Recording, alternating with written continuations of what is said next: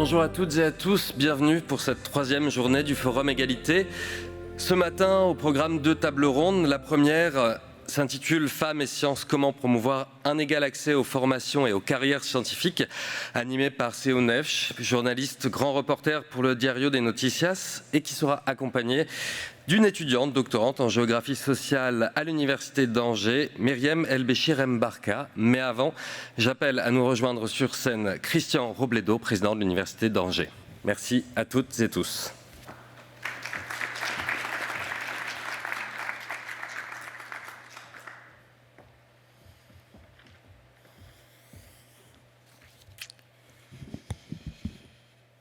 Mesdames et messieurs, chers collègues, chers amis, je suis très heureux et aussi très honoré de pouvoir ouvrir cette journée d'études, de réflexion et d'échange dans le cadre du Forum Égalité.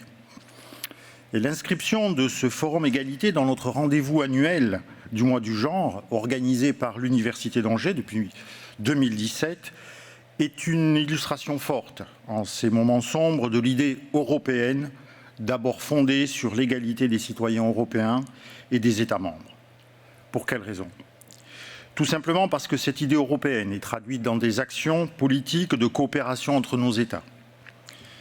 Et la guerre en Ukraine nous montre aussi que les principes de démocratie, de liberté et d'égalité, qui nous semblaient des valeurs acquises sur notre continent, sont fragilisés par la volonté absurde et criminelle de nombres qui ne les partagent manifestement pas. Ils doivent donc encore et toujours être défendus.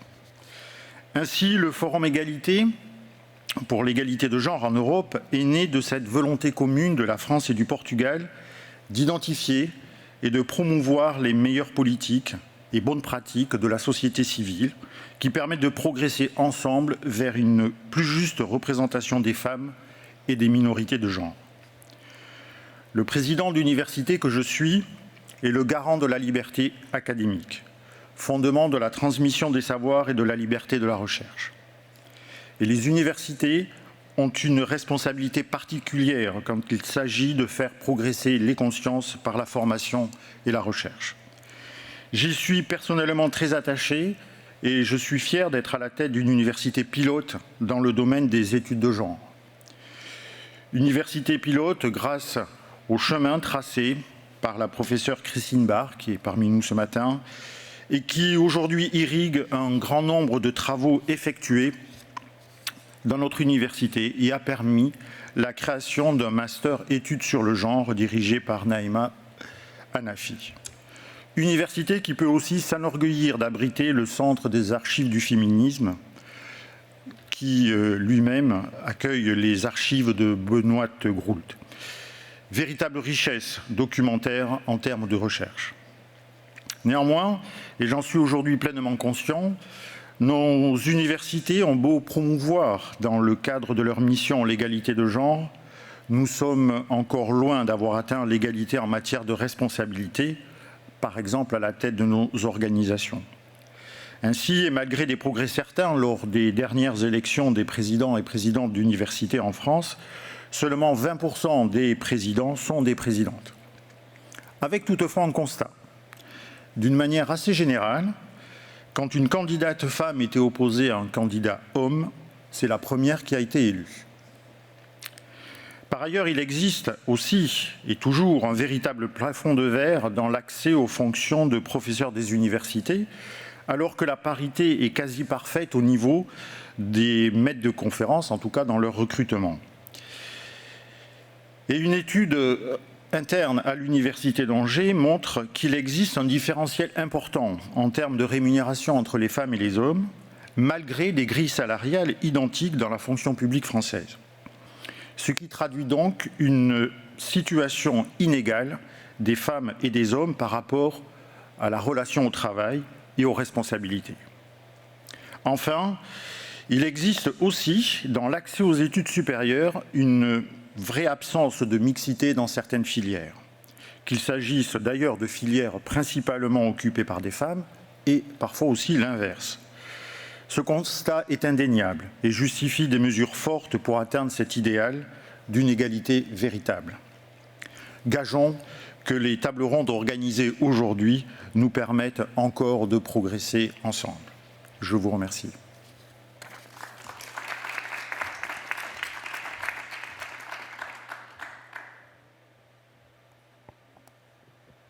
Bonjour. Je vais parler portugais, pardon.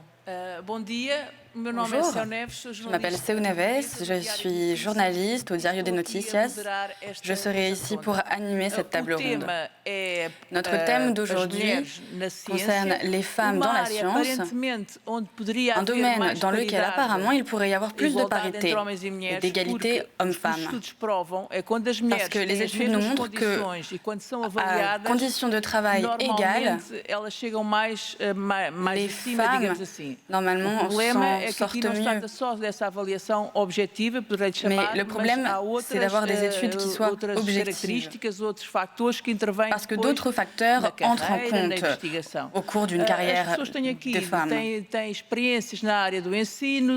Aujourd'hui, nos intervenantes ont de l'expérience dans le domaine de la science, de la recherche. Elles vont nous parler de la situation dans le domaine de la science. Au Portugal, beaucoup de femmes obtiennent des diplômes. Mais il faut voir ensuite comment leur carrière évolue dans les entreprises. Et la situation, là, est déjà différente. Et j'imagine que c'est le cas également dans le reste de l'Europe. Aujourd'hui, nos intervenantes vont donc nous éclairer. Et je vais donc, dans l'ordre, vous présenter Stéphanie Bonneau, qui est chercheuse au laboratoire Jean Perrin. Et elle supervise également des études pédagogiques. Je me suis trompée. Je vais commencer d'abord avec Sylvie, qui est responsable des relations politiques et de la politique extérieure. Elle mène de nombreuses études, notamment sur la mobilité intérieure. Elle a un doctorat en biophysique moléculaire. Et elle soutient les étudiants. Nous avons également Ana Teresa Freitas, qui est chercheuse et qui est PDG d'une entreprise, Heart Genetics. Outre ses recherches dans le domaine de la génétique, elle fait également de la collecte de données. Elle est également professeure à l'Institut technique de Lisbonne. Ensuite, nous avons donc Stéphanie Bonneau, qui est chercheuse au laboratoire Jean Perrin et qui est professeure à la Sorbonne. Elle s'occupe beaucoup de pédagogie et elle travaille également au département de physique de la Sorbonne. Elle travaille sur l'égalité des genres également.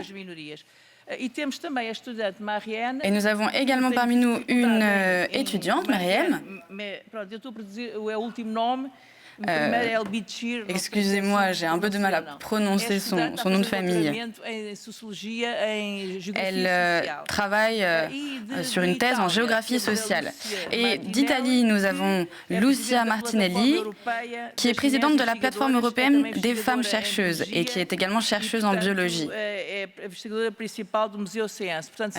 donc quelqu'un qui travaille activement dans la recherche, qui a beaucoup d'expérience, mais dans un domaine où les femmes ne sont pas forcément très présentes. Alors pour commencer, vous allez nous faire part de votre expérience, nous parler d'égalité des genres dans vos domaines et ce que nous pouvons faire. Et je vais d'abord donner la parole à Sylvie. Merci beaucoup. Bonjour à toutes et à tous. Donc, je représente aujourd'hui l'agence Campus France, qui est l'agence pour la promotion de l'enseignement supérieur français à l'étranger et l'accueil et la mobilité internationale. Donc, nous nous occupons plus particulièrement donc, de la mobilité d'étudiants et de la mobilité de chercheurs et plus particulièrement mobilité entrante. Donc aujourd'hui, dans le monde, il y a 5,6 millions d'étudiants qui sont en mobilité et la France se place 6e pays d'accueil après les États-Unis, le Royaume-Uni, l'Australie, l'Allemagne et la Russie. Aujourd'hui, donc, en mobilité internationale, en France, nous avons 368 000 étudiants étrangers inscrits et ils sont 68% à être inscrits à l'université.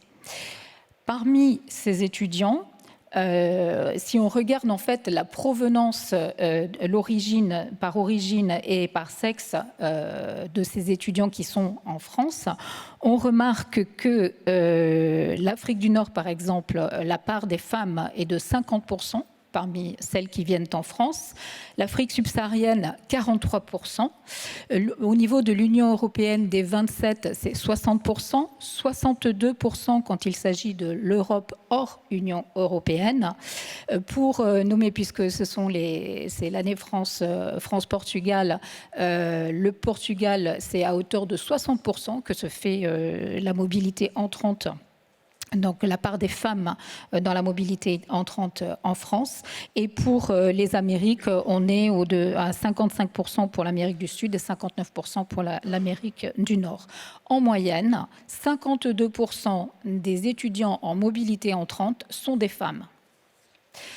Si on regarde d'un peu plus près au niveau de l'Union européenne, qui est la première zone d'origine des doctorantes étrangères, 21% du total vient donc de l'Union européenne, suivi par l'Afrique du Nord avec 20% et l'Asie avec 18%.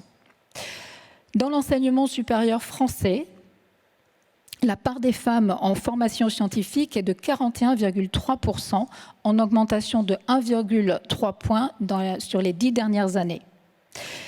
Et quand on regarde les effectifs dans les classes préparatoires aux grandes écoles, scientifiques, bien sûr, la part des femmes n'est que de 31%, 29% dans les écoles d'ingénieurs, et au niveau des diplômes universitaires de technologie à tendance scientifique, elles sont représentées à hauteur de 23%. Donc, comme on le disait tout à l'heure, à l'université, les femmes sont majoritaires, à 58%. Elles sont très, très présentes dans les formations de santé, avec quasiment 66%. Mais le taux de féminisation reste cependant très faible dans les domaines des sciences fondamentales, sciences appliquées et tout ce qui a trait aux sciences des techniques, des activités physiques et sportives, où elles sont respectivement de 28% et 32%. Donc, si on regarde à l'échelle internationale au niveau recherche, on constate que la progression du nombre de femmes est patente, mais ce poids varie d'un pays à l'autre. Donc, par exemple, vous avez 54% de femmes en Argentine contre 16% au Japon. Et quand on regarde l'évolution entre l'année 2007 et l'année 2017, donc sur 10 ans, pour certains pays pour lesquels on a pu trouver des statistiques, il y a une augmentation de la proportion de femmes de 4,7% en Suisse et 3,8% en Belgique. Et pour finir, en France, la part des femmes dans certains domaines, donc comme la santé et la chimie, donc là on a atteint la parité. On est au-delà avec 63% de représentation des femmes dans l'industrie pharmaceutique et l'industrie chimique, avec 54% pour cette deuxième. En revanche, pour tout ce qui est aérospatial, énergie nucléaire et technologie des transports, on est largement en dessous de 20%. Et pour exemple, dans l'aérospatial, il s'agit de 16% des femmes. Voilà, c'était un contexte, on va dire, chiffré pour nourrir le reste de notre échange. Merci. Merci beaucoup. Merci. Nous allons essayer de comprendre donc ces chiffres. Et maintenant, je passe la parole à Ana Teresa Freitas. Bonjour à tous. Est-ce que vous m'entendez? Oui. Alors, moi, je vais vous parler surtout d'une école d'ingénieurs parce que je suis ingénieure électrotechnique de formation. À mon époque, très peu de femmes étudiaient cette discipline et c'est encore le cas aujourd'hui. Dans l'Institut technique supérieur de Lisbonne, qui est le principal établissement dans ce domaine au Portugal, il y a une part à peu près égale de jeunes filles et de jeunes hommes. Mais ce qu'on observe, c'est que les femmes sont plus présentes dans les filières liées à la biologie, alors que les garçons sont plus présents dans les filières informatiques. Ce qui est intéressant, c'est qu'en réalité, lors des admissions, nous avons autant de candidats féminins que masculins au début des carrières de recherche. Donc au début, la part est égale. Notre école essaye de recruter autant de femmes que d'hommes. Il y a un véritable effort d'équilibre. Ce qui est grave, c'est que une fois admis, une fois que la carrière est lancée dans la recherche, la progression ne se fait pas de la même manière. Dans de nombreux départements, par exemple dans le département d'ingénierie biologique, au début il y a plus de femmes que d'hommes, mais plus on évolue, plus on avance, plus on augmente en niveau, il y a de plus en plus d'hommes. Donc on observe une véritable différence de carrière entre hommes et femmes. Notre université essaye d'agir pour essayer de stimuler la carrière des femmes et leur progression, surtout en les aidant lors de leur grossesse ou après, lors de la maternité. Il y a un véritable effort, mais les mesures prises ne suffisent pas. Il faudrait peut-être les repenser, les modifier, parce qu'elles n'ont pas vraiment d'effet pour l'instant. Pour ce qui est de ma carrière, j'ai donc étudié l'électrotechnique. Je me suis aussi formée à l'informatique, l'ingénierie informatique. J'ai beaucoup travaillé dans la première discipline. C'est une discipline dominée par les hommes. Je ne me suis jamais sentie stigmatisée, particulièrement. Parce que, généralement, dans ces disciplines, ce qui est valorisé, ce sont vraiment les compétences. Donc, je n'ai pas vraiment senti de discrimination. Mais ces 10 dernières années, j'ai décidé de commencer à travailler dans l'industrie, de monter ma propre entreprise, une start-up qui est aujourd'hui devenue une entreprise qui fait partie d'un groupe italien désormais. Et quand je me suis lancée dans le monde des entreprises, c'est la première fois que je suis rentrée chez moi le soir et que je me suis dit, ce monde a été conçu pour les hommes. Parce que j'ai pu observer beaucoup d'obstacles dans l'attitude envers moi, de la manière dont on se comporte avec moi en tant que dirigeante. Et pour ma part, j'ai plutôt réussi à monter mon entreprise, tant mieux. Mais au Portugal, en tout cas, nous travaillons beaucoup avec les jeunes et nous essayons d'alerter les jeunes femmes. Vers 14-15 ans, on essaye de les motiver à se lancer dans des carrières scientifiques. Pour moi, c'est déjà un âge assez avancé et il faudrait commencer encore plus tôt. Parce qu'il y a vraiment quelque chose contre quoi on doit se battre. Dès l'entrée à l'école, au primaire, il faudrait que les professeurs soient autant femmes qu'hommes. Dès le début, il faudrait plus d'équilibre.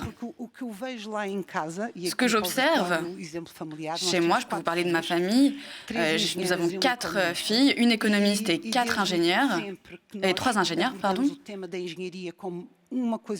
Donc, chez moi, on parle d'ingénierie absolument sans problème, c'est tout à fait naturel. Alors peut-être qu'avoir des programmes dans les écoles pour motiver les jeunes filles, ça pourrait aider. Parce que je sais que mes filles, par exemple, dès l'âge de 10 ans, elles savaient qu'elles voulaient devenir ingénieures. C'est quelque chose, un travail qu'il faut commencer très tôt à l'école. Je peux vous donner un autre exemple. Souvent, au Portugal, je participe avec Microsoft à des événements qui initient les jeunes à la programmation. Et je me rappelle d'une professeure qui est venue nous voir et qui m'a dit, dans ma classe, j'essaye de sensibiliser autant les filles que les garçons à ce domaine. On essaye de construire des robots et les jeunes filles s'impliquent.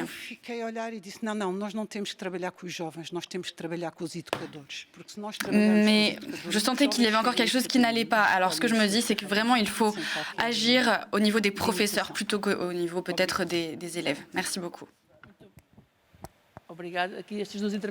Merci. Alors, je vois qu'on a déjà quelques pistes. Maintenant, je passe la parole à Stéphanie, qui va nous parler également de son expérience. Merci. Merci beaucoup. Alors, donc, je suis Stéphanie Bonneau. Moi, je suis physicienne, professeure d'université à Sorbonne Université. La physique n'est pas spécialement connue pour être une discipline très féminisée, mais néanmoins, je suis là aujourd'hui aussi parce que j'ai été pendant 4 ans vice-présidente ressources personnelles et égalité professionnelle à Sorbonne Université, et je suis maintenant vice-présidente formation et vie étudiante, ce qui m'a permis en fait d'avoir une espèce de vision générale, et j'abonde, et je vais du coup pas redire ce qui a été dit précédemment, c'est-à-dire qu'on peut observer évidemment ce qu'on appelle un plafond de verre, mais également des parois latérales extrêmement fortes avec des disciplines et des métiers féminisés et d'autres qui le sont extrêmement peu. Ce qui m'intéresse plus, c'est de discuter des causes de tout ça. Et évidemment, c'est complexe, très multifactoriel. Il me semble néanmoins qu'il y a un certain nombre de paramètres qu'on peut déjà évoquer. On parle souvent d'autocensure, et c'est évidemment un des paramètres qui joue. Les femmes s'autorisent moins de choses, aussi parce qu'on leur a appris à s'autoriser moins de choses, et je rejoins parfaitement ce qui vient d'être dit sur la nécessité d'intervenir très tôt dans l'image qu'on donne aux filles d'elles-mêmes. Sur la nécessité probablement aussi de travailler à des figures d'identification. Qui peuvent permettre à toutes les filles, quel que soit leur âge, de s'autoriser certaines portes qu'elles n'ouvriraient pas spontanément. Par ailleurs, il y a des aspects très concrets sur lesquels on peut agir. La maternité a déjà été évoquée. C'est évidemment dans la carrière des femmes une grosse difficulté que je pense toutes les femmes qui l'ont vécu peuvent attester. Et puis, il y a un paramètre beaucoup plus complexe à prendre en compte et qui est probablement à l'origine de tout ça, c'est les biais implicites, c'est-à-dire la représentation que chacune et chacun peut se faire de ce qu'est un homme et de ce qu'est une femme. Une information, par exemple, qui au départ m'a assez déprimée, c'est que les études sociologiques, vous me le confirmerez sur le sujet, montrent que les femmes ne sont pas plus bienveillantes envers les femmes que les hommes ne le sont. C'est-à-dire que typiquement, je me souviens d'avoir lu une étude sur l'évaluation d'un article qui avait été artificiellement signé, soit par un nom féminin, soit par un nom masculin, soit par une initiale, et qui a été envoyé à un panel d'évaluateurs, hommes et femmes, et les hommes comme les femmes ont évalué nettement moins bien l'article quand il était signé par un prénom féminin. Donc, ça veut dire que la parité, par exemple, dans tous les concours, jurys de concours, etc., n'est pas un élément suffisant. Il faut réellement réussir à sensibiliser et à décortiquer cette construction, qui est une construction sociale, de l'image des hommes et des femmes dans ce qu'ils sont, dans leur identité sociale. Une histoire alors qui marche un petit peu mieux en anglais, mais je vais néanmoins la raconter en français, qui illustre assez bien ces phénomènes. C'est celle qu'on entend sans doute souvent, peut-être l'avez-vous déjà entendu. Un homme et son fils ont un accident de voiture très grave. L'homme meurt sur le coup, le fils est transporté en urgence à l'hôpital. Il arrive et est accueilli par un chirurgien qui dit « Mais je ne peux pas m'occuper de cet enfant, c'est mon fils ». Et normalement, quand on raconte cette histoire, pendant quelques secondes, on se dit que ce n'est pas possible puisque le père est mort. Et en réalité, c'est donc sa mère qui est chirurgien et qui doit l'opérer. Et ça illustre parfaitement bien ce dont je suis en train de vous parler. C'est cette difficulté dont on n'a généralement pas conscience, à s'autoriser la même chose pour les femmes et pour les hommes. Et donc ça conduit à tout un tas de processus auxquels probablement j'échappe pas, mais qui vont de donner plus la parole aux garçons à l'école quand on parle de sciences, qui peuvent aussi se traduire par conseiller plus facilement, par exemple, à une étudiante brillante de passer l'agrégation pour devenir professeur au lycée, alors qu'un garçon, on va le pousser sur des études plus longues, et qui peuvent aussi se traduire par une interprétation du travail des chercheuses, par exemple, quand elles candidatent au concours de professeur, avec plus de circonspection que quand il s'agit du travail d'un garçon.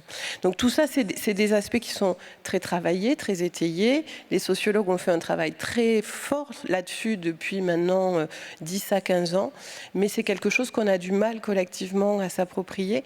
Et donc ça fait partie, ces 4 éléments que je viens de dire, du plan égalité qu'on essaye de mettre en œuvre à Sorbonne Université. Et c'est très lourd parce qu'il y a des mesures concrètes, certes, mais il y a aussi surtout des mentalités à faire changer. Voilà, c'était le sens de mon intervention.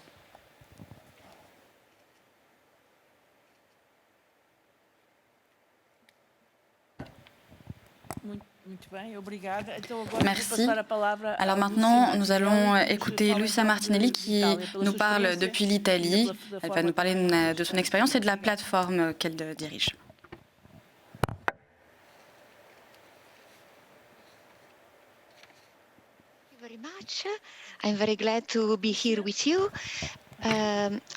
C'est un plaisir d'être ici et je m'excuse de ne pas être avec vous en présence. Ah, excusez-moi, j'écoutais la traduction. C'est un peu difficile. Alors, je suis scientifique, je suis biologiste nucléaire et j'ai travaillé dans des laboratoires de génétique toute ma vie. Je suis ici pour présenter la plateforme européenne des femmes scientifiques. Je suis la présidente de cette plateforme depuis juin dernier.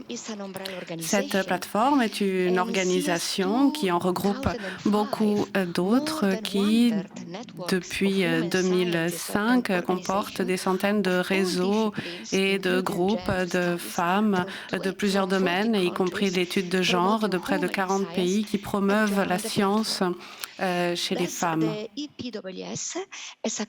Notre plateforme représente une masse critique qui participe aux débats européens et aux politiques de recherche qui sont élaborées dans le domaine de la recherche européenne. Notre conseil d'administration a été renouvelé en juin dernier avec 12 représentantes de 5 disciplines et 9 pays européens, le Portugal, la Hongrie, la Lituanie, le Royaume-Uni, la France, la Finlande et l'Allemagne.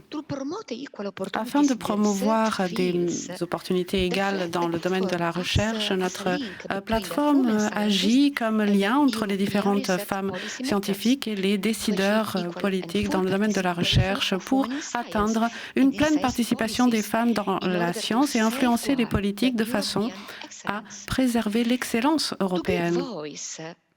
Pour donner voix au chapitre à la communauté des femmes scientifiques, nos principales actions sont des documents de position après des consultations avec la Commission européenne et une attention particulière est donnée aux bonnes et aux mauvaises pratiques des politiques promouvant les mêmes opportunités et leur mise en œuvre dans tous les domaines de la recherche des différentes institutions. La plateforme peut également être un forum où les visions, les aspirations, les préoccupations qui viennent de la communauté des femmes scientifiques sont partagées. Nous les divulguons, nous les partageons auprès des institutions, auprès des décideurs politiques dans le domaine de la recherche.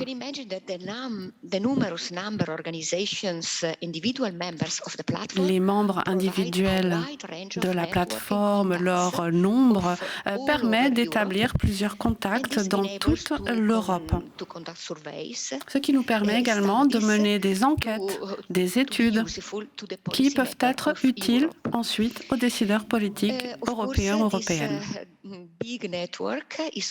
Ce grand réseau est également source d'expertise avec des porte-paroles et permet de participer dans des projets financés par la communauté européenne, notamment le réseau Marie Curie, et promouvoir des actions liées à l'égalité des genres. Il promeut également l'intégration de l'analyse des genres dans la science, dans la recherche.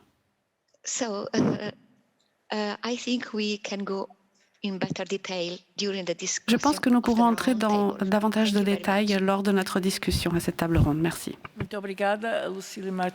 Merci beaucoup, Lucilia. Merci d'avoir été succincte dans vos présentations.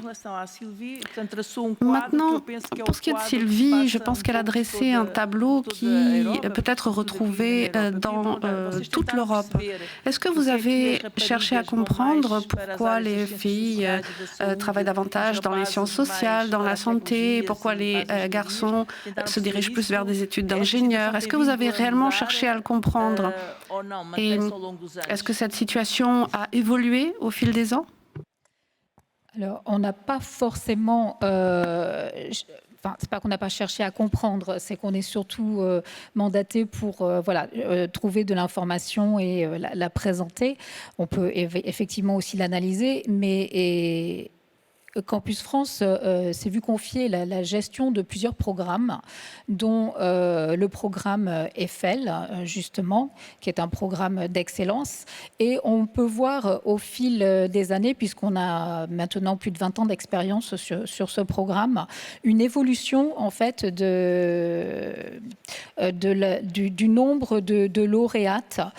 Néanmoins, ce nombre est à nuancer puisque le nombre de lauréates est fonction du nombre de candidates. Donc au fil des ans, c'est ça qui est intéressant, on a vu évoluer ce nombre. On était à 30% à peu près dans les années 2000 et on est en 2021 à plus de 34% de candidates. Donc on a quand même réussi à inciter et à essayer d'aller chercher un petit peu ce public. Et là, je parle uniquement, dans le cadre de ce programme, des filières sciences de l'ingénieur et sciences pour le niveau doctorat.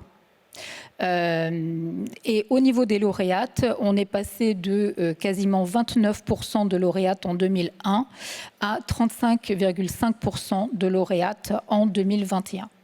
Le ministère de l'Europe et des Affaires étrangères, pour lequel nous travaillons pour ce programme, est très attaché, surtout sur les 7-8 dernières années, à la parité homme-femme, et nous sommes extrêmement vigilants vis-à-vis de cette proportion. Un point que je voudrais rajouter toujours par rapport à ce programme, c'est que dans le cadre au niveau master, on est à peu près donc en 2021 à 35,5% de lauréates, et au niveau doctorat, les candidates sont toujours, il y a toujours un nombre supérieur de candidates. Et au niveau des lauréates, on baisse un tout petit peu, mais on est à plus de 50% de candidates femmes au niveau doctorat. Et les lauréates, on était à 46% en 2010 et à 51% en 2020. Donc on note quand même une progression dans l'octroi de ces bourses pour des femmes.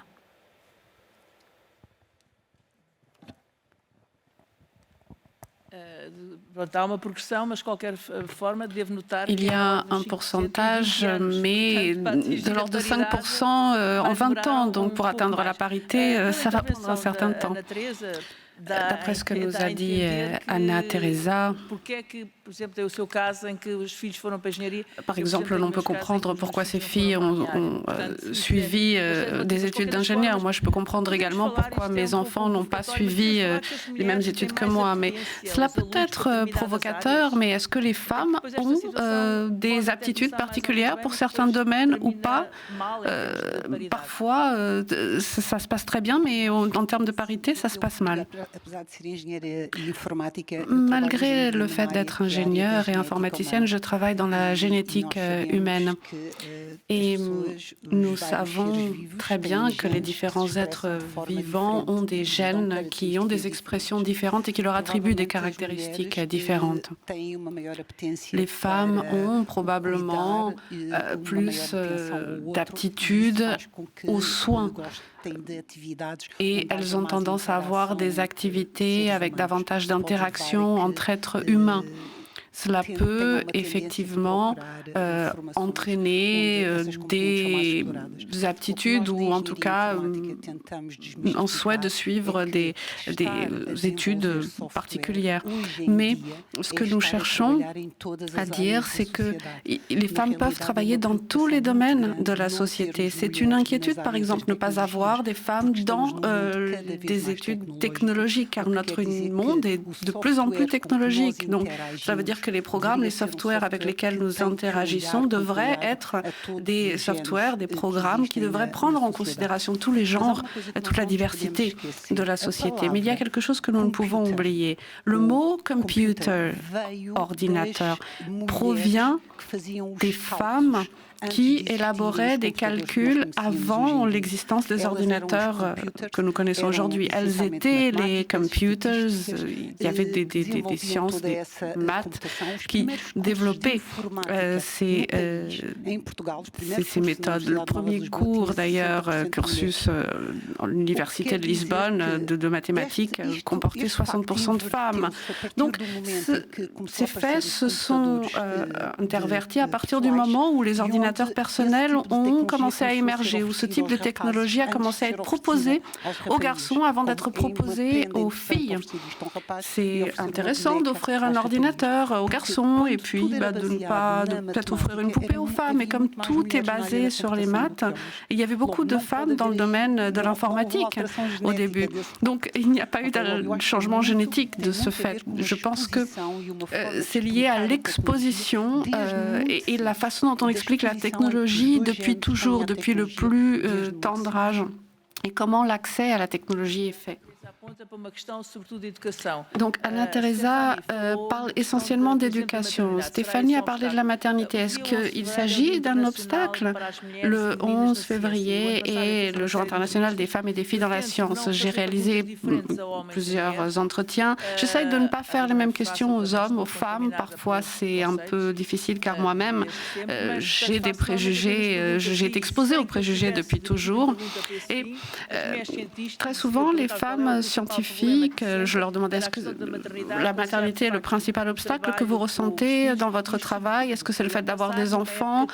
Et j'ai posé cette question l'année dernière dans le contexte pandémique et c'est devenu de plus en plus propice aux inégalités.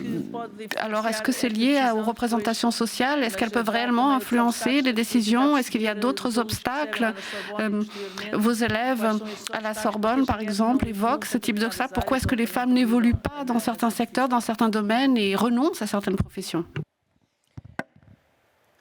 Alors, je pense qu'il y a des aspects très concrets sur lesquels on peut agir immédiatement et probablement que c'est sur ces leviers-là qu'il faut s'appuyer. Et puis, il y a des aspects plus culturels, plus liés à des jugements sociaux sur lesquels il faut s'inscrire dans du terme plus long. La maternité, par exemple, est évidemment un obstacle. Par exemple, dans la carrière des chercheuses et chercheurs, il y a peu d'études sur le sujet, mais j'ai en tête une étude menée par la Société de physique du Japon qui montre qu'il y a une petite baisse de publication des femmes aux alentours d'une quarantaine d'années, un peu avant, mais que ces femmes reprennent toutes et même rattrapent leur retard dès que leurs enfants ont grandi. Donc une corrélation très nette entre la production scientifique et le fait d'avoir des enfants en bas âge. une chose qui est regrettable, c'est que cet âge-là correspond exactement à l'âge de la promotion professeur. Et donc ça écarte toutes ces femmes d'une possibilité d'évolution, puisque quand elles reviennent à une activité même plus intense que les hommes, puisqu'elles rattrapent, soit dit en passant, et ben c'est trop tard. Elles n'ont plus l'âge d'être promues professeurs. Et ce type de choses-là reste impensé, reste même non dite, et ce qui est très dommage, parce que c'est des choses sur lesquelles on pourrait avoir une action immédiate et, me semble-t-il, relativement simple.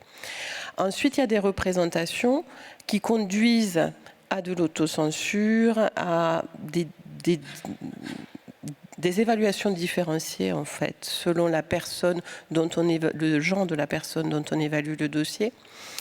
Je tiens juste à dire une petite chose, c'est que évidemment les deux sont liés. C'est-à-dire que quand on parle d'autocensure, à un moment donné, l'autocensure devient rationnelle quand on a effectivement beaucoup moins de chances de réussir parce que l'on est une femme et que évidemment l'effort à fournir pour avoir moins de chances étant le même, c'est moins rentable de le fournir. Donc on voit bien que tous ces paramètres sont liés. Probablement qu'une espèce de stratégie des petits pas, c'est-à-dire régler les choses qu'on peut régler assez facilement, vont faire évoluer un petit peu les situations. Et sur ces nouvelles situations, il y aura de nouvelles choses à faire évoluer. Voilà. En tout cas, c'est la stratégie que j'essaye de mettre en œuvre à Sorbonne Université. Il est bien trop tôt pour que je puisse vous dire si c'est la bonne.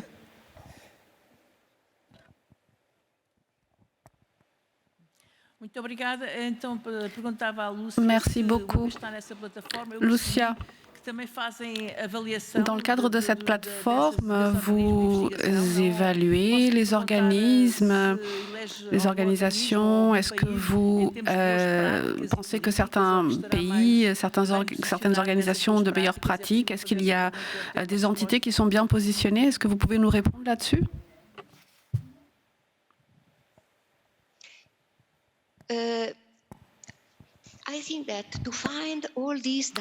Oui, c'est très intéressant d'avoir accès à ces données et pour cela avoir des documents à notre disposition. En novembre dernier, les chiffres étaient les suivants. C'était les chiffres de 2021. Et en général, les pays du nord de l'Europe sont en lice. Toutefois, il est parfois difficile d'analyser les chiffres. Je vais vous donner quelques exemples. Il y a quelques années, en Espagne, dans le domaine de la recherche universitaire, il y avait beaucoup de femmes qui étaient professeurs. C'était donc plutôt un progrès. Mais pourquoi y a-t-il eu cette augmentation dans les chiffres? Eh bien parce que les hommes préfèrent travailler pour les industries où ils sont mieux payés. Donc, c'est difficile parfois d'interpréter les chiffres. Je dirais, cependant, comme vous l'avez déjà souligné avant mon intervention d'aujourd'hui, que la situation de l'Italie, du Portugal et de la France est semblable. C'est-à-dire que, par exemple, en Italie, 59% des étudiants qui ont un diplôme universitaire sont des femmes. Mais lorsque l'on regarde les domaines scientifiques, il n'y a plus que près de 15 ou 20%. 22% dans la technologie. Ensuite, après l'université, il y a une baisse. La présence des femmes dans la recherche décroît également. Nous n'avons qu'un professeur sur 5 qui est une femme. 7% de directeurs universitaires, de doyens universitaires sont des femmes. Donc, il est difficile d'interpréter les chiffres, mais ces chiffres clés sont révélateurs de ces informations qui sont interactives et qui nous permettent quand même de dresser un tableau général.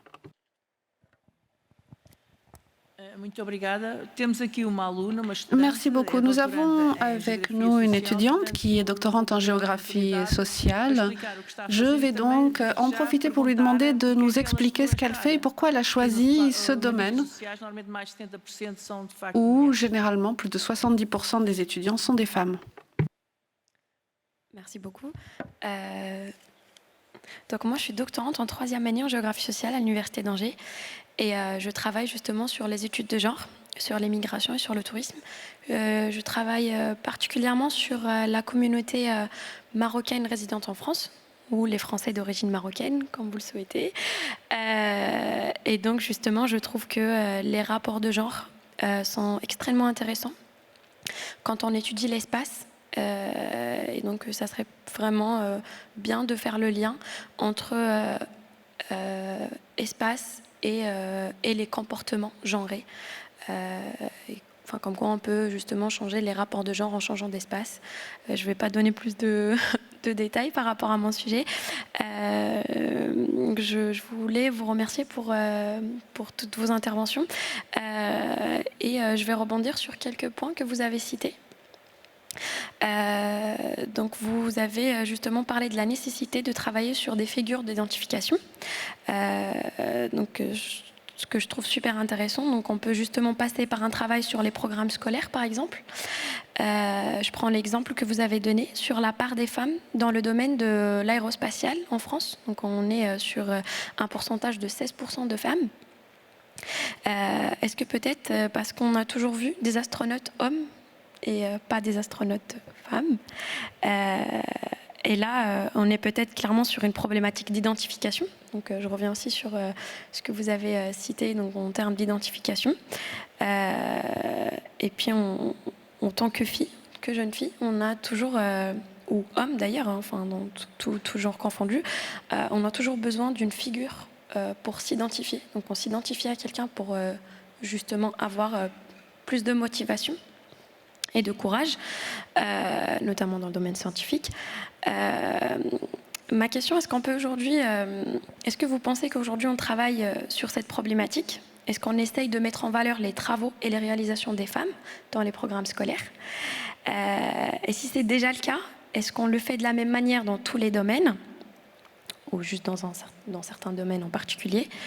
Et puis je reviens sur un point que je trouve extrêmement intéressant aussi. Enfin, vous avez dit que les femmes ne sont pas plus veillantes que les hommes envers les femmes.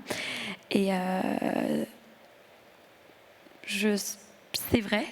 En réalisant des entretiens avec des femmes justement et des hommes, je me suis rendu compte, et puis j'ai fait le même constat, les femmes ne sont pas plus bienveillantes que les hommes. Et je pense vraiment que c'est une problématique de construction sociale et peut-être en travaillant justement sur des facteurs de perception et d'identification sociale, on peut créer un jour une légitimité des femmes, et je pense que ça passe par le domaine scientifique avant tout. Donc merci beaucoup. Peut-être pour réagir juste en 2 secondes sur les figures d'identification, comme vous les avez appelées.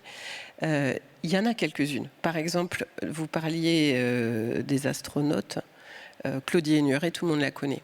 Des scientifiques, Marie Curie, tout le monde la connaît. Maintenant, citez-moi une deuxième scientifique ou une deuxième astronaute et vous verrez que vous n'y arriverez pas, ou très difficilement.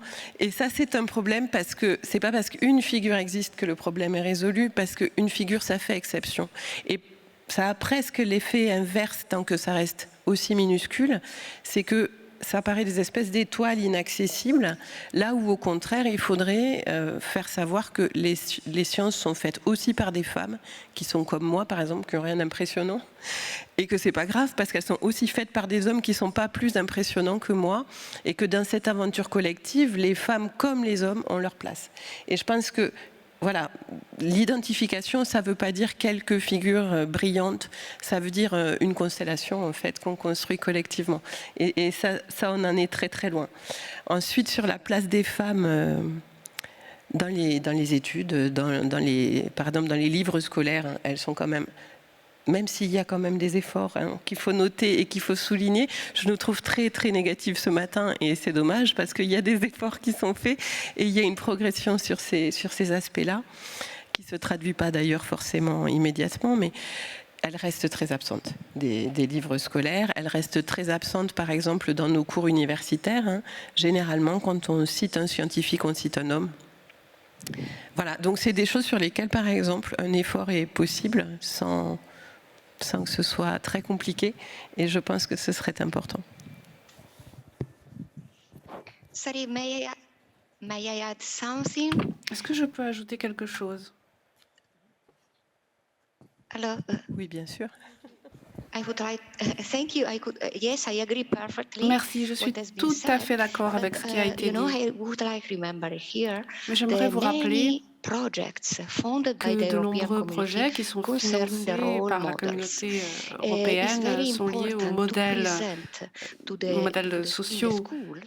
Il est très important de présenter ces modèles dans les écoles aux jeunes filles qui souhaitent choisir leurs études et souhaitent choisir leur carrière. Il est très important de leur montrer que les femmes peuvent le faire. Je suis d'accord avec ça, il est important de leur montrer ce que font les femmes. Leur montrer des modèles de femmes qui sont très heureuses de leur activité, de leur recherche.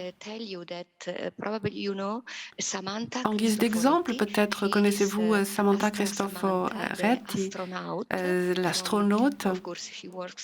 Elle travaille pour l'Agence spatiale européenne. Et c'est une très bonne communicatrice. Elle va dans les écoles, elle y parle de son expérience. Et l'année dernière,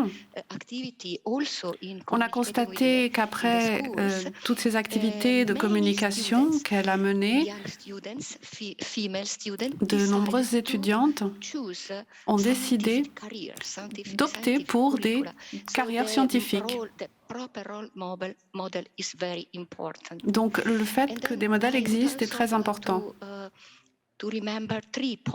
J'aimerais également vous rappeler quelques aspects qu'il faut prendre en considération.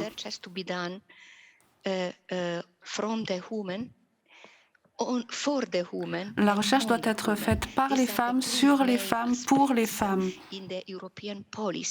C'est très important dans les politiques européennes. Il faut travailler sur les questions culturelles, sur les aspects structurels aussi, afin de faciliter les carrières et la présence des femmes dans la science, mais dans toutes les activités en général.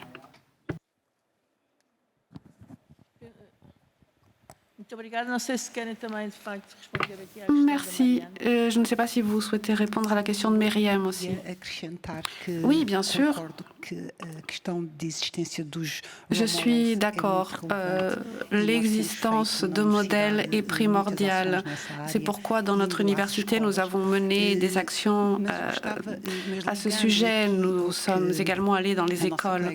Mais pour évoquer ce qu'a dit notre collègue Lucia, j'aimerais ici vous provoquer un peu. Nous parlons beaucoup de soutenir les femmes pour qu'elles aient une plus forte présence dans certains domaines. Moi, je pense que nous devrions au contraire aider les hommes à être plus présents dans des domaines, des secteurs où ils ne sont pas présents, car en ce faisant, nous allons favoriser un meilleur équilibre. Si nous avions davantage d'hommes dans les domaines de préscolaire, dans l'école primaire, en maternelle, je pense que notre culture serait différente. Une culture qui serait ensuite ramenée chez nous. Il s'agit d'un parcours qui va influencer les masses. Et j'aimerais ici évoquer cette question. Il faut également aider les hommes, ne l'oublions pas, car ils doivent être présents là où ils ne le sont pas. Sorry, when we speak about Oui, lorsque nous parlons de changement structurel, c'est précisément cela. Les hommes aussi doivent prendre soin des enfants, des personnes âgées, de leurs parents. Par exemple, pour ce qui est de la maternité, du congé de maternité, lorsque l'on prend un congé de maternité en tant que femme, on ne publie plus, on ne va pas dans les congrès, bien sûr, notre travail en souffre. Et le Covid l'a démontré de façon encore plus poignante. Les femmes ont beaucoup moins publié pendant cette période que les hommes scientifiques pendant les périodes de confinement. Car, une fois de plus, les femmes devaient s'occuper de leur famille, elles devaient s'occuper de leurs enfants, rester à la maison. Et bien sûr, leur carrière en pâtit. Donc, lorsqu'on pense en changement structurel, c'est bien de cela que nous parlons.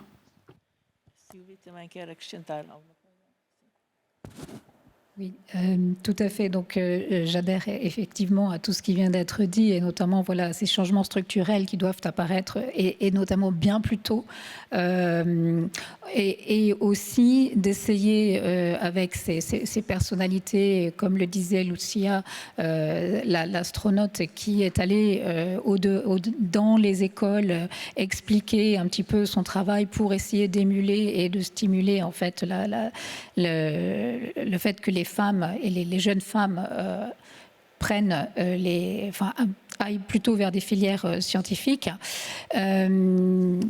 On voit aussi l'autocensure que font les femmes envers elles-mêmes ou les jeunes femmes, puisque là, dernièrement, il y a eu une réforme au niveau du lycée pour le baccalauréat, et les jeunes femmes délaissent encore plus les mathématiques qu'avant, par exemple, avec ce phénomène des spécialités qui sont à choisir en première.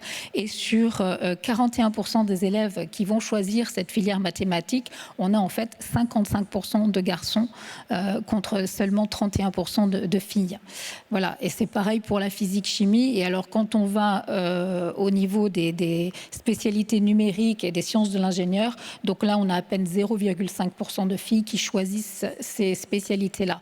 Mais ça vient aussi du fait que c'est, je pense, une autocensure des jeunes femmes elles-mêmes qui ne s'autorisent pas et qui se disent « bon, mais je vais plutôt partir et aller sur une filière plus littéraire ou artistique plutôt que d'aller vers ces filières scientifiques ». Et donc c'est vraiment à ce niveau-là qu'il faut aussi intervenir et peut-être faire organiser des petits colloques, des petites animations au sein des écoles primaires même, mais aussi des collèges et lycées.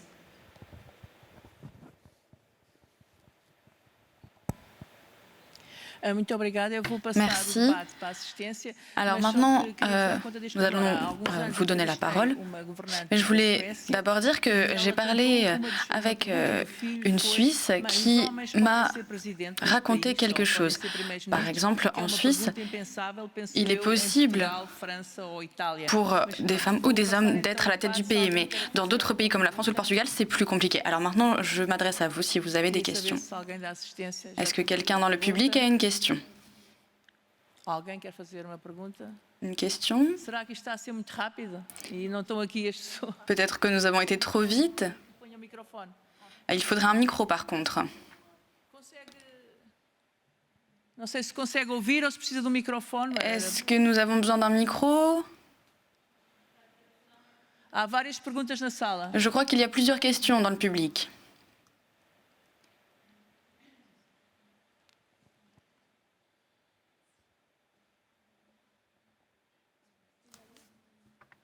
Bonjour. Je voulais juste rebondir sur un point que vous avez énoncé au début de la discussion. J'ai été un peu étonnée du fait que vous parliez d'aptitudes génétiques spécifiques aux femmes par rapport aux soins. Je ne suis pas du tout d'accord avec ça. Pour moi, c'est vraiment lié au versant culturel. Et c'est ce type de représentation qui fait qu'ensuite les femmes s'autocensurent et ne vont pas se diriger vers justement des carrières scientifiques ou d'autres carrières et vont plutôt choisir de s'orienter, comme vous l'avez dit, vers la santé ou vers le soin. Voilà, c'était juste une remarque.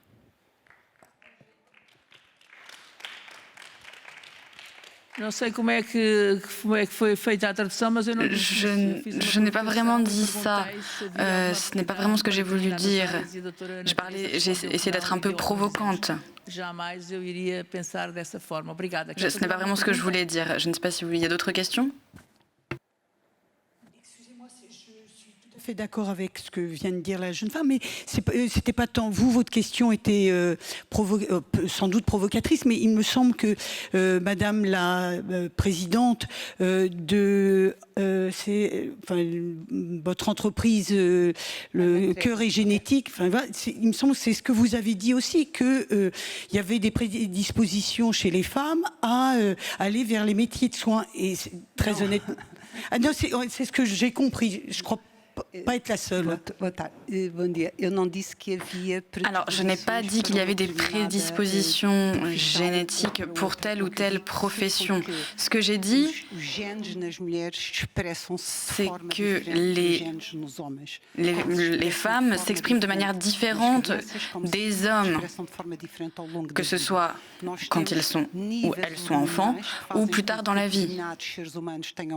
Certains êtres humains ont plus de testostérone, d'autres plus de sérotonine, de dopamine, et ça se retransmet dans le phénotype. Ça veut dire que certains vont être plus agressifs, d'autres faire plus attention aux autres. Nous savons que les hommes et les femmes naissent à peu près des chiffres à peu près égaux. Mais entre 16 ans et 20 ans, beaucoup plus de jeunes hommes meurent que de jeunes femmes. C'est pour ça qu'il y a plus de femmes sur Terre. Parce qu'il n'y a pas la même conscience du risque chez les hommes que chez les femmes. Et pour cette raison, les hommes prennent plus de risques. Et il y a plus d'accidents qui concernent les hommes. Et c'est quelque chose qu'on observe à partir de l'adolescence. C'est ça que je voulais dire. Il y a différentes constructions génétiques. Ça ne veut pas dire que chacun a un destin prédéfini. C'est ce que je voulais dire. Est-ce que je peux me permettre d'intervenir ? Je ne suis pas sûre de partager ce qui vient d'être dit. Néanmoins, les comportements sont ce qu'ils sont et on ne peut que constater qu'ils sont différenciés, que l'origine de cette différenciation soit sociale ou génétique. Je ne suis pas sûre que ça soit le fond de la question, parce que la prise de risque n'est en aucun cas nécessaire pour être bonne en sciences ou bonne en technique. C'est-à-dire que je pense qu'il faut sortir de ça. Tout type de personnalité devrait avoir le droit à tout type de carrière, à tout type d'intérêt dans la société. Et moi, c'est quelque chose qui me pèse un peu, je vous avoue, d'être renvoyé au biologique à chaque fois qu'on parle de genre. Le genre est une construction sociale, qu'après les individus soient aussi des êtres biologiques, c'est une évidence. Mais il n'empêche qu'on doit travailler sur la structure de notre société, de nos établissements, de nos écoles, de façon à ce que chacune et chacun puisse y faire et y devenir ce qu'il souhaite y devenir. Voilà. Je pense que je suis désolée d'intervenir là-dessus, mais je ne souhaite pas que... J'aimerais que le débat ne s'enlise pas sur des aspects biologie ou pas biologie. Je suis tout à fait d'accord. Même si nous ne sommes pas forcément tout à fait d'accord, en tout cas, les opportunités doivent être égales. Merci. S'il vous plaît. Je suis d'accord. Les questions culturelles sont très importantes actuellement. Et je pense que dans notre société actuelle, il est très difficile de discerner certaines choses. Parce que de plus en plus, certaines personnes ne se reconnaissent pas dans cette culture binaire d'hommes et de femmes, ne s'identifient pas ainsi. Il faut prendre cela en compte. Et en tout cas, je suis d'accord avec Stéphanie.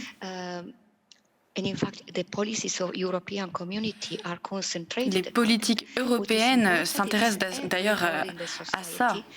Il faut des politiques qui n'aient rien à voir avec l'identification sexuelle, de genre. Pour avoir la possibilité de donner à notre société le talent, c'est ce que nous entendons par égalité des chances. Chacun devrait pouvoir contribuer à la société basée sur son talent. Nous ne pouvons pas gâcher des talents, c'est très important. Et évidemment, le lien entre génétique et l'environnement, entre notre ADN et notre environnement est très complexe et très important. C'est un problème important. Nous parlons maintenant d'épigénétique. Mais je n'aime pas parler d'égalité des chances en prenant en compte la biologie.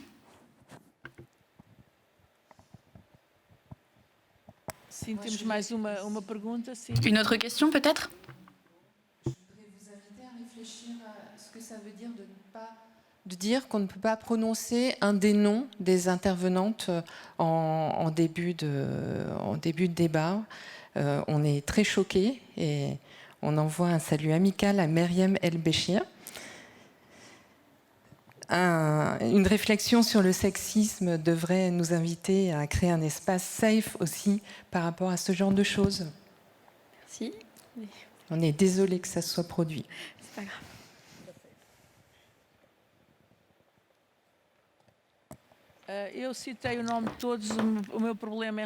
J'ai cité tous les noms et le problème, c'est que effectivement, j'ai eu du mal à dire le nom de Meriem, mais je les ai quand même cités en portugais. L'interprète s'excuse de ne pas l'avoir cité en entier.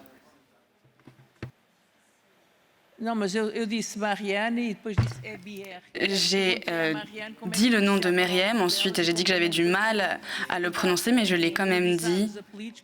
Donc l'interprète s'excuse de ne pas, elle, avoir fait l'effort de dire tout le nom de Meriem. Est-ce que je peux intervenir, s'il vous plaît ? Juste une minute. Excusez-moi, oui, je ne vous avais pas vu. Donc, Christine Aignan, j'interviendrai sur la table suivante. Je suis députée des Hauts-de-Seine. Mais je voulais quand même dire un mot par rapport à ce sujet de génétique et peut-être effectivement, comportement et qualité, qu'on peut dire un peu différentes entre les femmes et les hommes. Je dirais que c'est justement à cause de ça qu'il faut qu'il y ait la parité dans tous ces métiers. Parce qu'on y aura un apport complémentaire et différent. Donc, et qu'on y apportera de la richesse. Donc il ne faut pas forcément nier ces différences, il faut se rendre compte qu'on en a besoin, qu'elles sont complémentaires et qu'il faut qu'on y soit toutes et tous.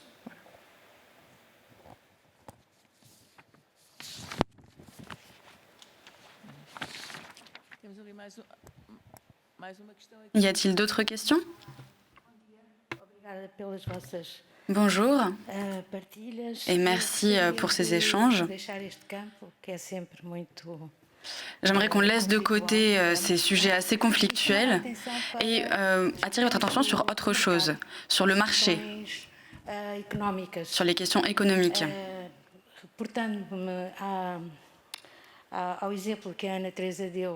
Comme Anna-Teresa nous en a donné l'exemple, du fait que ce sont les femmes qui ont créé le nom de computer, ordinateur en anglais. Il existe une logique, évidemment, de profit. Certaines activités sont plus rentables que d'autres. C'est quelque chose qu'on observe dans de nombreuses histoires, une multitude d'histoires de développement. Les femmes étaient présentes, par exemple, dans le projet qui a créé la bombe atomique.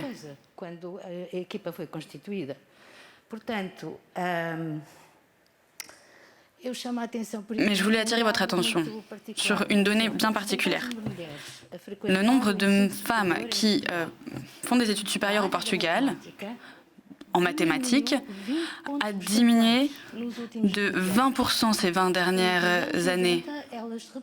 Dans les années 90, elles représentaient plus environ 100% des étudiantes. Aujourd'hui, elles sont seulement 40%.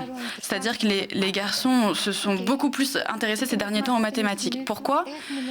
Parce que les mathématiques sont une discipline mieux rémunérée, plus intéressante pour le marché actuellement. Mais dans les années 90, les seuls débouchés professionnels après des études de mathématiques, c'était l'enseignement. On pouvait simplement devenir professeur de mathématiques. Les mathématiciens n'étaient pas recrutés économiquement.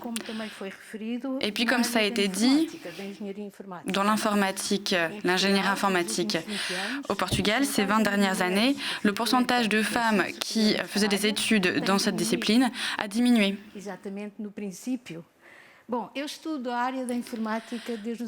Moi, je suis dans l'informatique depuis les années 90 et j'ai pu observer qu'au début, la micro-informatique, l'informatique personnelle, était un problème. Les filles se privent d'utiliser l'ordinateur. Mais autrefois, c'était plutôt une activité féminine. Et pourtant, on voit bien que des études sont menées.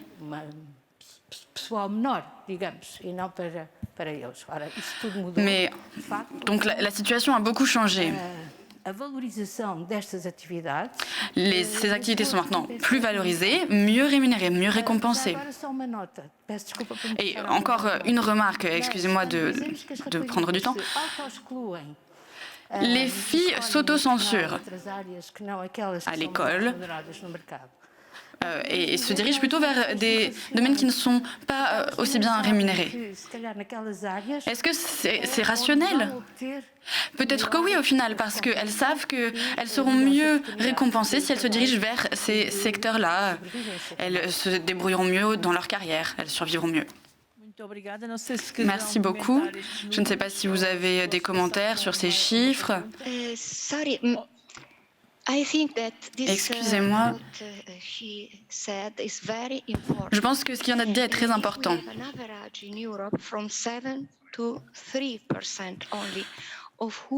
Seulement 7 à 3% des femmes en Europe travaillent en informatique. Et c'est vraiment dommage. Comme ça a été dit, à l'avenir, il y aura de plus en plus d'emplois dans ces secteurs. Si les femmes ne sont pas présentes, ne sont pas représentées dans ces domaines, elles n'auront pas autant d'opportunités de travail. Elles ne seront pas aussi bien payées que les hommes. Donc ce qui a été dit est très important. L'informatique est le secteur où les femmes sont les moins représentées. Ensuite, il y a encore d'autres questions autour de l'informatique. Comme je vous l'ai dit, il y a la question des recherches sur les femmes. Souvent, ce sont des voix féminines qui sont utilisées dans l'informatique, dans les appareils électroniques.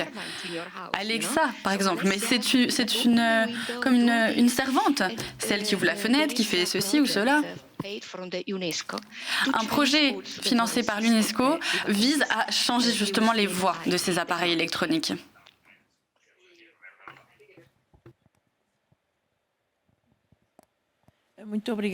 Merci beaucoup. Une question maintenant pour Mariam. Si vous avez une question. Il y a juste une petite question à Sylvie. Comme vous avez des statistiques un peu beaucoup plus pointues, j'aimerais savoir, est-ce que, par exemple, les filles et les garçons, quand ils s'inscrivent dans des filières scientifiques, est-ce que vous voyez une différence en fonction du pays d'origine? Est-ce qu'on peut faire le lien aussi entre la culture dans le pays d'origine et le choix de certaines filières? Alors, aussi poussé sur les filières et les origines, non, malheureusement, je n'ai pas cela. comme je disais tout à l'heure, pour la part des étudiants étrangers inscrits en France, on remarquait que, par exemple, on avait la parité pour l'Afrique du Nord et qu'on avait 62% de la part des femmes venant de l'Europe hors Union européenne, par exemple. Mais sinon, dans les programmes que nous gérons, on peut noter, par exemple, que pour le programme Make Our Planet Great Again, qui avait été initié par le président de la République française en juin 2017, on remarque que par rapport au...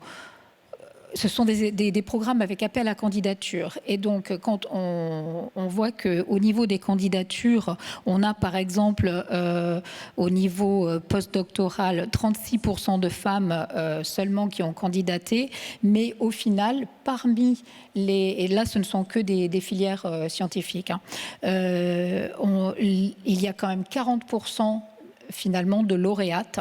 Donc on a des dossiers qui étaient extrêmement bons pour les candidates qui ont postulé à ces programmes-là. Merci. Pour rebondir, pour rebondir 2 secondes, il y a évidemment des problèmes d'origine et il y a aussi des problèmes d'origine sociale. Typiquement, selon la classe socio-professionnelle des parents, on n'a pas la même tendance à s'inscrire dans une filière ou dans une autre.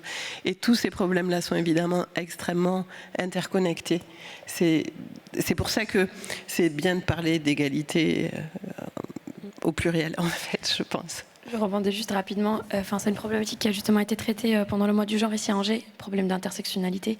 Et encore une fois, on voit que plusieurs critères, parmi ces critères, donc les origines... le pays d'origine ou la classe sociale ou d'autres critères vont justement jouer sur le choix de la filière parce que ça coûte extrêmement cher de faire peut-être des cours de soutien en maths ou dans d'autres filières, ce qui n'est pas tout à fait facile pour toutes les familles. C'était juste pour rebondir, étant donné que je l'ai vécu moi-même, c'est une expérience personnelle, étant moi-même originaire du Maroc, donc un petit peu un parcours de combattante pour pouvoir suivre des études supérieures. Donc je suis passée par Campus France. C'est pour ça que c'est une plateforme qui m'intéresse beaucoup, donc que je connais un petit peu par cœur. Merci. Merci beaucoup. Il nous reste 10 minutes. Est-ce qu'il y a une autre question dans le public? Peut-être. Mais en attendant, déjà, je peux demander que pouvons-nous faire pour dépasser les obstacles, pour que les bonnes intentions se traduisent dans la pratique? Il y a même eu un recul dans certains domaines, dans la représentation des femmes. Alors, comment dépasser cela? Est-ce que nous devrions introduire des quotas? Parce que l'année dernière, par exemple, il y a eu une grande polémique sur les réseaux sociaux. Certains candidats montraient que quand ils candidataient à un projet, que les projets étaient plus favorisés quand c'était les projets présentés par des hommes que par des femmes. Et normalement, le genre ne devrait pas influencer sur ça. Mais alors, quelles mesures pourrions-nous mettre en place pour dépasser ce problème, pour obtenir des résultats concrets? Et je fais la question à tout le monde. Si je peux me permettre d'ajouter quelque chose, on a parlé de changements structurels. Depuis 2022, donc depuis cette année, toute institution qui souhaite recevoir des fonds européens pour ces projets doivent justifier d'un équilibre de genre. Ils doivent prouver que l'institution fait des efforts dans le sens de l'égalité des genres. Il faut des résultats concrets, pas seulement des bonnes intentions. Il faut prouver qu'il existe un équilibre, que les gestionnaires de projets, que les publications soient écrites autant par des femmes que des hommes. C'est un changement important. Jusqu'à l'année dernière, des plans d'action étaient mis en place. Mais cette année, il est désormais absolument nécessaire de justifier de résultats concrets. Alors, nous verrons bien à l'avenir si cette mesure suffira ou non à mettre fin aux inégalités. L'échéance, c'est 2025 pour voir quels résultats on obtient. Je peux également ajouter quelque chose, quelques données. Je pense que nous devrions également faire attention au niveau des projets de recherche. Comme notre collègue l'a dit, notre monde est de plus en plus numérique. On repose de plus en plus sur l'analyse de données. Il faut donc s'assurer que les projets de recherche soient gérés et présentent des données qui montrent que l'égalité des genres est bien là. Par exemple, je travaille beaucoup dans le domaine de la santé. Souvent, on dispose de données au sein desquelles il n'y a pas d'égalité des genres. Il n'y a pas de données représentatives autant des hommes que des femmes. Alors, le problème, c'est qu'ensuite, ce que nous développons pour prendre soin des personnes, pour les soigner, ça repose sur des données qui sont de base biaisées. C'est extrêmement grave parce que ça crée une inégalité de race, d'ethnie ou de genre. Donc il faut pas seulement une égalité au sein des équipes, mais aussi dans les données. Il faut y faire d'autant plus attention parce que c'est à partir de ça que nous construisons la société et notre société est de plus en plus numérique. Donc il faut être sûr que tous les genres, toutes les ethnies soient bien représentées. Quand on élabore tous ces outils, tous ces logiciels, il faut que tous les êtres humains soient représentés.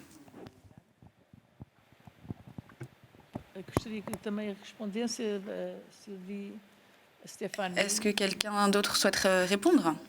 Sylvie, Stéphanie? Que pouvons-nous faire? Quelles mesures mettre en place? Je ne sais pas quelles mesures on peut mettre en place. Ce qui est sûr, par contre, c'est qu'il faut suivre de très près l'effet des mesures que l'on met en place. Et typiquement, c'est un chemin sur lequel il y a plein de fausses bonnes idées. Par exemple, j'en ai une en tête comme professeur de physique. En physique, il y a moins de 15% de femmes professeurs. Et il y a la parité dans tous les jurys et tous les comités d'évaluation et tous les jurys de thèse. Ce qui a comme effet qu'en fait, du mois de mai jusqu'au mois de juin, et puis ça reprend un petit peu en décembre, les femmes n'ont pas le temps de travailler. Et donc on voit bien que l'intention était tout à fait positive, mais que l'effet est assez contraire à celui qui était escompté. Donc je pense qu'il faut sortir des idées préconçues et des bonnes intentions. Il faut prendre des mesures précises, avec des objectifs précis, et suivre ces objectifs sur la durée. Je ne pense pas qu'on puisse dire il faut dès maintenant 50% de femmes dans des jurys où il y a, qui font appel à une population où il y a 10% de femmes. Ça ne paraît pas raisonnable. Mais par contre, il faut se donner des objectifs raisonnables, les suivre et avancer, c'est-à-dire ne pas en rester à un constat et à se réjouir d'une petite amélioration d'un constat. Voilà.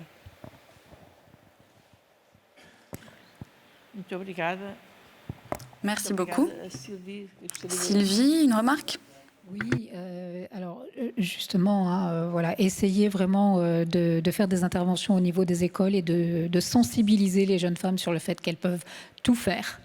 Toutes les portes peuvent être ouvertes pour elles.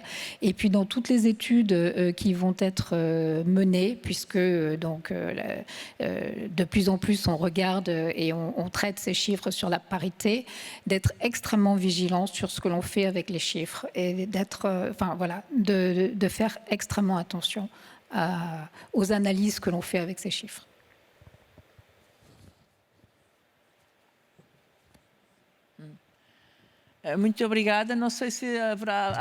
Merci. Je ne sais pas si nous avons le temps pour une autre question ou pas. Une dernière question peut-être? Non.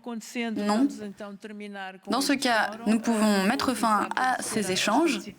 Et merci beaucoup à toutes nos intervenantes. Et je remercie donc Meriem El-Bichir Mbarka, Stéphanie Bonneau, Anna Teresa Freitas et Sylvie Brulatou-Conway. Et excusez-moi pour ma prononciation. Merci beaucoup à tous et que cette journée continue d'être pleine d'échanges intéressants. Merci. Merci beaucoup à toutes les 5. Quant à nous, on vous donne rendez-vous dans une demi-heure pour une table ronde autour des femmes et du numérique que j'aurai le plaisir d'animer. D'ici là, bon café à toutes et tous.